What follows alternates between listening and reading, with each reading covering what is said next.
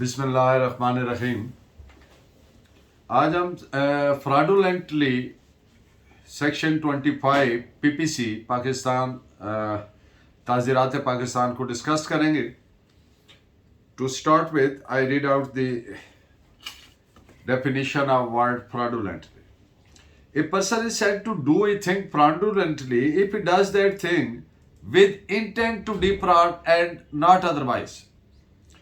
यानी जब कोई शख्स सिर्फ और सिर्फ इस नीयत से कोई एक्ट करता है कि उसने धोखा देना है किसी दूसरी शख्स को, तो इस एक्ट को क्या कहेंगे? Fraudulent. Now to dilate upon case law to explain the word term fraudulently. Fraudulently and with intent to defraud means intent to deceive. लफ्ज fraudulently हो या with intent to defraud, यानी डिफ्रॉड करने की नीयत हो, तो इसका एंड अप मकसद क्या होता है? टू डिसीव समवन, किसी को धोखा देना। ऐसे अंदाज से, ऐसे तरीका, ऐसे मैनर से कि अगला आदमी जो है वो he is expose to risk of loss, और लॉस जो है, नुकसान जो है, वो महज जायदाद का नहीं बल्कि इन्फ्रिंजमेंट ऑफ राइट्स का भी हो सकता है, उसके वैल्यूएबल हकूक का भी हो सकता है। Where there is intention to deceive and by means of it to obtain advantage, जहां पर नीयत जो है वो धोखा देकर फायदा लेने की है, तो ये क्या है? फ्रॉड है। ये जो मैंने अभी बात की, इस पे आप केस लॉ नोट करें। 1987 Pakistan criminal law journal page 247 and 1096।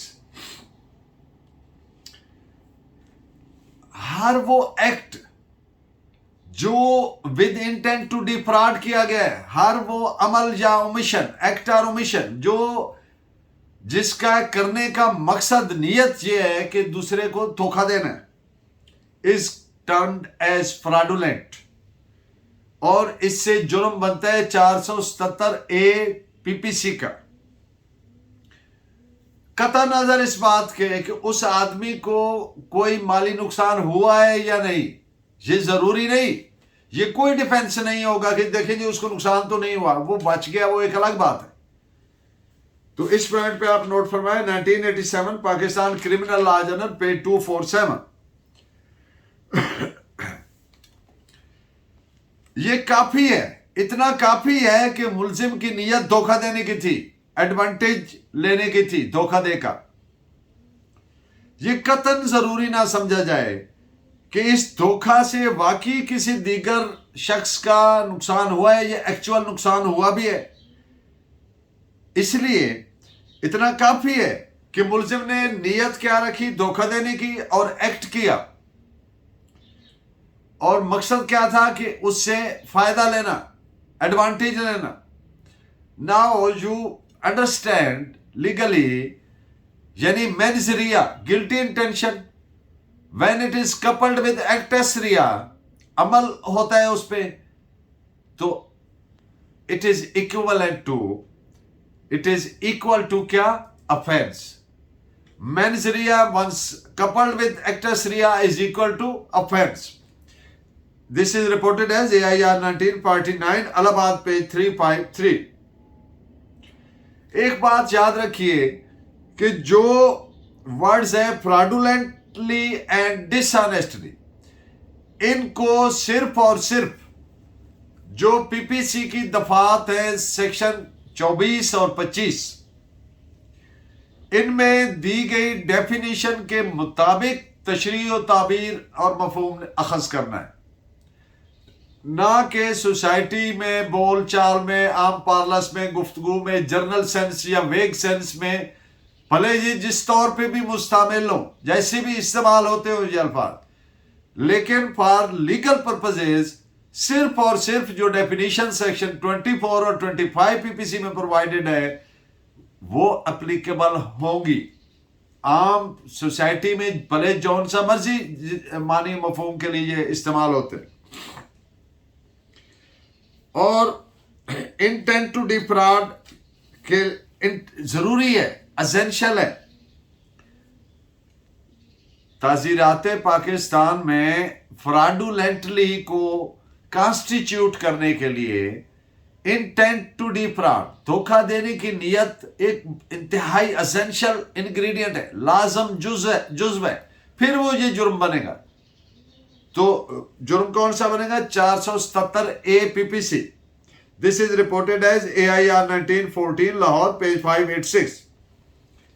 Word fraud का मतलब किसी को धोखा देने के लिए जानबूझकर सच को छुपाकर दूसरे शख्स को इंड्यूस करना, मायल करना, राग़िब करना कि वो इस पर यकीन करे और अपने किसी कीमती हक या राइट से या प्रॉपर्टी से उसको छोड़ दे। लफ्ज़ फ्रॉड का असल मानी और मतलब यही समझा जाएगा। इसके लिए ऐसे जो भी इंसान के ह्यूमन इंजेन्युटी, इंसानी इख्तिरा, जहानत, फतानत ने जौन से भी ट्रिक्स, चालाकियां, तरीका हाय फ्रॉड आज दिन तक दरियाफ्त की है, इस्तेमाल की है, या इंसान जो सोच सकता है, लेकिन उनका मकसद, मफहूम क्या है कि धोखा देकर दूसरे शख्स को विद इंटेंट टू डिफ्रॉड, महरूम करना और बेनिफिट, एडवांटेज लेना। तो इस नियत से जो भी एक्ट होगा वो फ्रॉड है। This is reported as 170 OKL, page 117। Bad faith and the word fraud are synonymous, यानी मुतरादिफ है, हम मानिए बैड फेथ और फ्रॉड एक ही चीज है। अब मैं आपको एक केस आपके सामने डिस्कस करता हूं कि एक आदमी मुल्जिम, यानी कि वो फार्मेसी पे गया, केमिस्ट शॉप पे गया और उसने डॉक्टर्स का दिया प्रेस्क्रिप्शन जो थी, रिसीट, वो पेश की और उसको कहा कि मुझे मार्फिया इतनी तादाद में चाहिए, ये डॉक्टर साहब ने लिख के दिया है। अब जो उस पे मिसाल के तौर पर, ये मैं अपने तौर पे कह रहा हूं, ये इसके इस्लामी नहीं, मसलन वहां पे अगर लफ्ज 4 था तो उसने आगे 0 लगा दिया, यानी फोर्ज कर दिया। अब उसकी नीयत क्या थी कि जो मिकदार है उससे वो ज्यादा ले ले। तो ये जो उसका रवैया है मुल्जिम का, यानी फोर्जरी करके एक एडवांटेज लेना, बेनिफिट लेना, तो ये जालसाजी, डॉक्यूमेंट में जालसाजी करके, तो इस रवैये को क्या कहेंगे? Fraudulent conduct. तो इस पे नोट फरमाया 1921 ब्रैकेट में, आगे 22 क्रिमिनल लॉ जर्नल, पेज 681।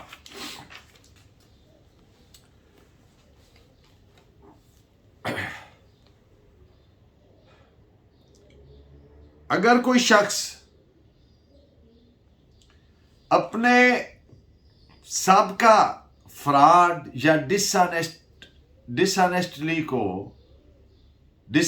को छुपाने के लिए क्लैंडस्टाइनली, चोरी छुपे कोई ऐसा एक्ट करे, या अपने जो उसकी negligence in performance of his duties है उसको छुपाने के लिए, फराइज की बजा आवरी में जो उसने कुताही की थी उसको छुपाने के लिए जब कोई ऐसा एक्ट करेगा तो वो एक्ट क्या तस्वर होगा? फ्रॉडुलेंट एक्ट तस्वर होगा, उसके जुमरे में आएगा। This is reported as AIR 1933 Allahabad, page 525। एक होता है फ्रॉडुलेंट रिप्रेजेंटेशन। पहले मैं ब्लैक्स लॉ डिक्शनरी में जो इसकी डेफिनेशन है मैं उसको पढ़ देता हूं, फिर इस पे बात कर। A false statement as to material fact made with intent that another rely thereon, which is believed by other party and on which he relies and by which he is induced to act and does act to his injury, and statement is fraudulent if speaker knows statement to be false or if it is made with utter disregard of its truth or falsity. यानी क्या मतलब है बात का कि जब एक आदमी रिप्रेजेंटेशन कर रहा है, कोई फैक्ट्स बयान कर रहा है और वो जानते हुए बूझते हुए कि उसमें जो झूठ है वो डाल रहा है और असल हकायक को छुपा रहा है, और उसकी नीयत क्या है? To make the other person believe upon him, और उसको बिलीव करने से उसको क्या होगा? उसको कोई एडवांटेज हो सकता है। तो इस रिप्रेजेंटेशन को क्या कहेंगे? इसको कहेंगे फ्रॉडुलेंट रिप्रेजेंटेशन। ये उसकी डेफिनेशन में फॉल करेगा, सेक्शन 25 फ्रॉडुलेंट की डेफिनेशन में। और जब उसकी डेफिनेशन में कोई एक्ट आता है तो जुर्म बनता है 477 पीपीसी का। लफ्ज डिफ्रॉड के दो लाजम जो जुज्व है, एलिमेंट्स हैं, इंग्रेडिएंट्स हैं, वो पहला क्या है? डिसीट, धोखा, और दूसरा injury to the person deceived. अच्छा, इंजरी महज माली नुकसान नहीं है, it also includes infringement of rights, body, mind, reputation, mental torture, all these things are included in the word injury. इस पॉइंट पे नोट फरमाएं, इंडियन सुप्रीम कोर्ट का फैसला है AIR 1963 सुप्रीम कोर्ट 1572। अगर कोई शख्स,